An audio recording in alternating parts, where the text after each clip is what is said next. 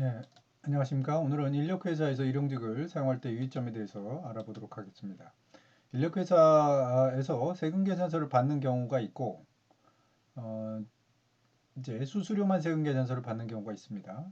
그럼 인력회사에서 인건비까지 다 포함해서 세금계산서를 받는 경우가 있고, 인력회사 자체의 수수료만 받는 경우가 있다는 거죠. 그래서 문제가 되는 것은 고용보험, 산재보험 부분하고 국민연금 건강보험 부분인데요. 일단 국세청에다가 인력회사는 세금계산서를 전체 발행을 하는 경우, 전체에 대해서 발행하는 경우는 인력회사도 인건비 처리, 비용 처리는 해야 되니까, 그러면 전체 인건비를 포함한 세금계산서 발행한 경우에는 인력회사에서 사용한 일용직들에 대한 부분을 비용 처리를 하는 관계로 국민연금은 인력회사에서 신고를 하게 됩니다.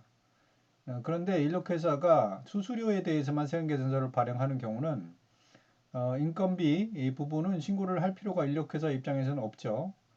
그러면 그 인건비 신고는 역시 그 일용직을 사용하는 하도급이나 원도급에서 신고를 해야 되는 것입니다.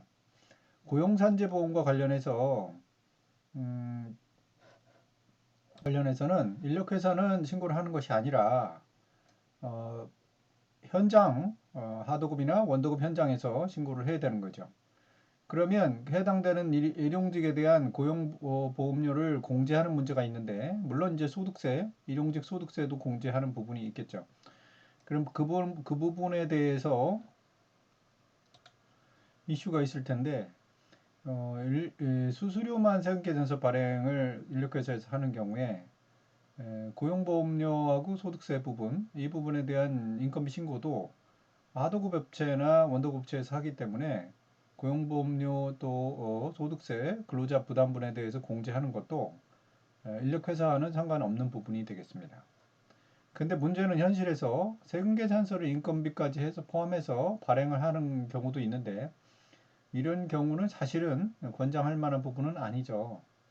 인력회사는 수수료 매출을 발생시키는 게 기본적인 것이고, 세법상으로도 인건비까지 해서 실제로 고용을 일용직을 하는 것은 아니기 때문에 인력회사가 그것을 책임질 부분은 아닌데요.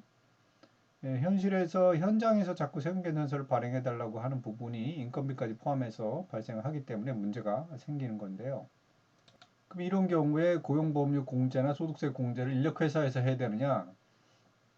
어, 그렇지 않습니다. 사실은 어찌됐든 원래는 그렇지 않은데 인력회사 입장에서는 뭐 인건비까지 해서 매출을 끊었으니 매입도 확보를 하기 위해서 매입 자료나 비용 자료 확보하기 위해서 인건비 신고를 국세청에다 또 하려면 어쩔 수 없이 소득세나 고용보험료를 공제해야 되는 부분이 있고, 그 공제한 보험료를 도대체 누구한테 받아야 되느냐? 그러면 뭐 하도급 업체에서 전체를 받아가지고 인력회사가 하는 그런 형식을 구할 수밖에 없는데, 그것은 잘못된 것입니다.